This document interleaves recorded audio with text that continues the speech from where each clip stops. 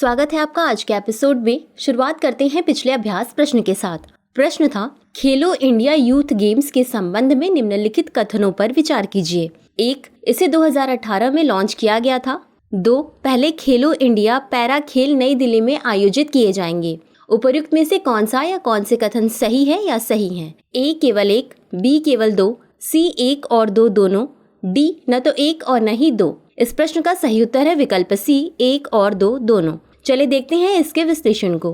हाल ही में केंद्रीय युवा मामले और खेल मंत्री ने नई दिल्ली में पहली बार खेलो इंडिया पैरा गेम्स आयोजित करने की घोषणा की, इसलिए कथन 2 सही है। आपको बता दें कि खेलो इंडिया कार्यक्रम युवा मामले और खेल मंत्रालय के तहत 2018 में शुरू की गई प्रमुख केंद्रीय क्षेत्र योजना है, इसलिए कथन 1 सही है। इस कार्यक्रम की शुरुआत 2018 में खेलो इंडिया स्कूल गेम्स से हुई थी, जो नई दिल्ली में आयोजित हुए थे। बाद में इनका नाम बदलकर खेलो इंडिया यूथ गेम्स कर दिया गया। खेलो इंडिया विंटर गेम्स और खेलो इंडिया यूनिवर्सिटी गेम्स का पहला संस्करण क्रमशः 2020 में लेह, गुलमर्ग और ओडिशा में आयोजित किया गया था, इसलिए विकल्प C सही है। चलिए शुरुआत करते हैं एपिसोड के पहले प्रश्न के साथ। महिलाओं के खिलाफ हिंसा उन्मूलन के लिए अंतर्राष्ट्रीय दिवस कब मनाया जाता है? A 26 November, B 25 November, C 24 नवंबर या D 23 नवंबर? इस प्रश्न का सही उत्तर है विकल्प B 25 नवंबर। चलिए देखते हैं इसके विश्लेषण को।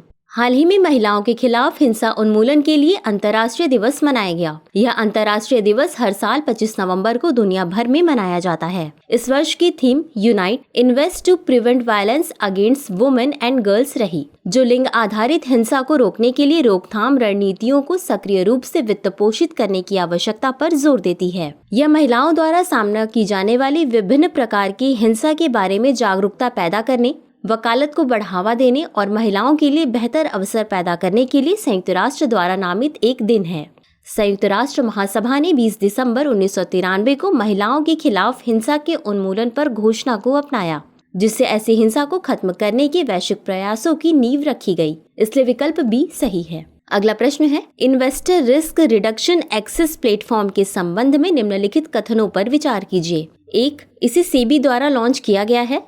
2. इसे केवल नेशनल स्टॉक एक्सचेंज द्वारा विकसित किया गया है। उपर्युक्त में से कौन सा या कौन से कथन सही है या सही है? A केवल 1, B केवल 2, C 1 और 2 दोनों, D न तो 1 और न ही 2।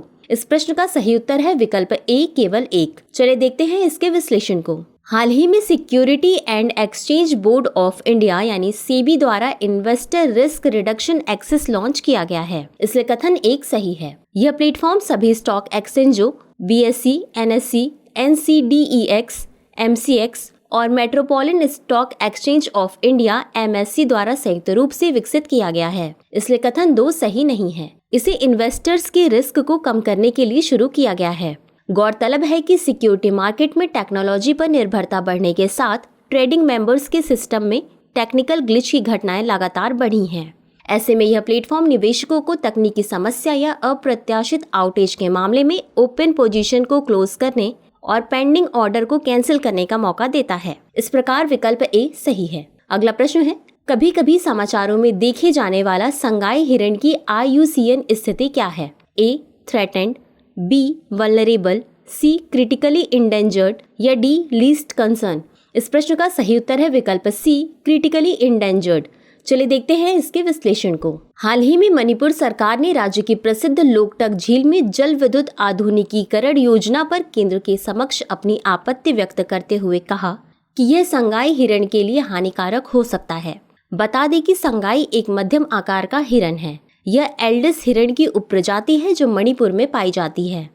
यह केवल केइबुल लामजाओ राष्ट्रीय उद्यान में पाया जाता है। यह मणिपुर का राज्य पशु है और इसकी मणिपुर के लिए अत्यधिक सांस्कृतिक प्रासंगिकता है। संगाई हिरण की IUCN स्थिति गंभीर रूप से लुप्तप्राय या क्रिटिकली इंडेंजर्ड है, इसलिए विकल्प C सही है। अगला प्रश्न है, हाल ही में समाचारों में देखा गया अमित रासु शब्द निम्नलिखित में से किससे संबंधित है? A कॉस्मिक रे, B ब्लैक होल, C नई आकाशगंगा, D एक्सोप्लैनेट? इस प्रश्न का सही उत्तर है विकल्प A कॉस्मिक रे। चले देखते हैं इसके विश्लेषण को। हाल ही में वैज्ञानिकों ने 3 दशकों से भी अधिक समय में देखी गई सबसे शक्तिशाली कॉस्मिक किरण का पता लगाया है, जिसे अमित रासु नाम दिया गया है। यह अब तक खोजी गई सबसे अधिक ऊर्जा वाली कॉस्मिक किरणों में से एक है। जापानी सूर्य देवी के नाम पर इसका नाम अमेतरासु रखा गया है। ऐसा प्रतीत होता है कि अमेतरासु मिल्की वे आकाशगंगा की सीमा से लगे अंतरिक्ष के एक खाली क्षेत्र लोकल वॉइड से उभरा है। इसलिए विकल्प ए सही है। अगला प्रश्न है, एवियन इन्फ्लुएंजा वायरस यानी H9N2 के संबंध में निम्नलिखित कथनों पर विचार कीजिए। 1. यह इन्फ्लुएंजा वायरस का एक उपप्रकार है। 2. पोल्ट्री को H9N2 novel avian influenza virus की उत्पत्ति के लिए आनुवांशिक इंक्यूबेटर माना जाता है। उपर्युक्त में से कौन सा या कौन से कथन सही है या सही है? ए केवल 1, बी केवल 2, सी 1 और 2 दोनों, डी न तो 1 और न ही 2। इस प्रश्न का सही उत्तर है विकल्प सी 1 और 2 दोनों। चलिए देखते हैं इसके विश्लेषण को। हाल ही में उत्तरी चीन में एवियन इन्फ्लुएंजा वायरस यानी H9N2 के मानव मामलों और बच्चों में श्वसन संबंधी बीमारियों के समूह का प्रकोप देखा गया। आपको बता दें कि H9N2 इन्फ्लुएंजा का एक उपप्रकार है, इसलिए कथन 1 सही है। वहीं इन्फ्लुएंजा एक वायरस है जो मानव इन्फ्लुएंजा के साथ साथ बर्ड फ्लू का कारण बनता है। यह वायरस दुनिया भर में जंगली पक्षियों में पाया जाता है और कई क्षेत्रों में मुर्गी पालन के लिए स्थानिक है। पोल्ट्री को मनुष्यों को संक्रमित करने वाले H9N2 उपन्यास एवियन इन्फ्लुएंजा वायरस की उत्पत्ति के लिए आनुवांशिक इंक्यूबेटर माना जाता है, इसलिए कथन 2 सही है। इस प्रकार विकल्प सी सही है। अगला प्रश्न है, हाल ही में समाचारों में देखा गया एम्पलीफाई 2.0 पोर्टल निम्नलिखित में से किस मंत्रालय की एक पहल है? ए वाणिज्य एवं उद्योग मंत्रालय, बी संचार मंत्रालय, सी कॉर्पोरेट मामलों का मंत्रालय, डी आवासन एवं शहरी विकास मंत्रालय। इस प्रश्न का सही उत्तर है विकल्प डी आवासन एवं शहरी विकास मंत्रालय। चलिए देखते हैं इसके विश्लेषण को। हाल ही में केंद्रीय आवास एवं शहरी मामलों की मंत्रालय ने एम्पलीफाई 2.0 पोर्टल लॉन्च किया है। एम्पलीफाई का पूरा नाम है assessment and monitoring platform for liveable, inclusive and future ready urban India, अर्थात रहने योग्य, समावेशी और भविष्य हेतु तैयार शहरी भारत के लिए मूल्यांकन और निगरानी मंच है। इस पोर्टल का उद्देश्य भारतीय शहरों पर डेटा प्रदान करना है। यह डेटा संचालित नीति निर्माण में मदद करने के लिए शिक्षाविदों, शोधकर्ताओं और हितधारकों के लिए भारतीय शहरों के डेटा को एक ही मंच पर उपलब्ध करा रहा है। वर्तमान में 258 शहरी स्थानीय निकाय ULB इसमें शामिल हो चुके हैं और 150 शहरों का डेटा पोर्टल पर उपलब्ध है। इससे विकल्प डी सही है। अगला प्रश्न है, पापुआ न्यू गिनी के संदर्भ में निम्नलिखित कथनों पर विचार कीजिए। 1. यह दक्षिण पश्चिमी प्रशांत महासागर में एक द्वीपीय देश है। 2. इसमें न्यू गिनी का पश्चिमी भाग शामिल है जो दुनिया का दूसरा सबसे बड़ा द्वीप है। उपर्युक्त में से कौन सा या कौन से कथन सही है या सही है? ए केवल 1, बी केवल 2, सी 1 और 2 दोनों, डी न तो 1 और न ही 2। इस प्रश्न का सही उत्तर है विकल्प ए केवल 1। चलिए देखते हैं इसके विश्लेषण को। हाल ही में पापुआ न्यू गिनी के वेवाक में 6.6 तीव्रता का भूकंप महसूस किया गया। आपको बता दें कि पापुआ न्यू गिनी दक्षिण पश्चिमी प्रशांत महासागर में एक द्वीपीय देश है, इसलिए कथन 1 सही है। इसमें न्यू गिनी का पूर्वी भाग शामिल है जो दुनिया का दूसरा सबसे बड़ा द्वीप है, इसलिए कथन 2 सही नहीं है। जबकि पश्चिमी न्यू गिनी इंडोनेशिया का एक हिस्सा है। इसकी राष्ट्रीय राजधानी पोर्ट मोरेस्बी है जो कोरल सागर पर दक्षिण पूर्वी न्यू गिनी में स्थित है। इस प्रकार विकल्प ए सही है। अगला प्रश्न है, निम्नलिखित युग्मों पर विचार कीजिए जिसमें एक तरफ स्थान दिए हुए हैं और दूसरी तरफ राज्य। 1. सिलक्यारा सुरंग, असम। 2. इम्फाल, नागालैंड। 3. तिरुपति, तेलंगाना। उपर्युक्त में से कितने युग्म सुमेलित हैं? ए केवल 1, बी केवल 2, सी सभी 3, डी कोई भी नहीं। इस प्रश्न का सही उत्तर है विकल्प डी कोई भी नहीं। चलिए देखते हैं इसके विश्लेषण को।